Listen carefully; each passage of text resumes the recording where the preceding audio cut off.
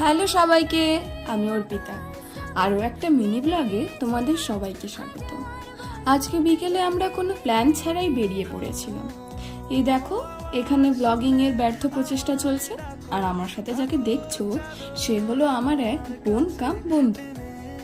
একটা নতুন পার্ক তৈরি হচ্ছে বলে সেই বোনই আমাকে এই দিকটায় নিয়ে গেছিল, কিন্তু সন্ধে হয়ে যাওয়ায় তেমন কোনো ভালো ক্লিপসই নিতে পারিনি।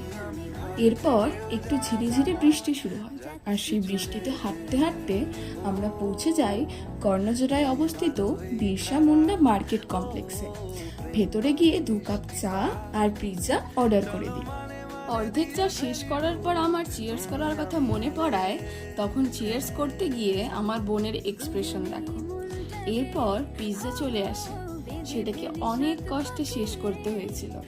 তারপর একটু চারিপাশটা দেখে বেরিয়ে পড়লাম বাড়ির উদ্দেশ্যে।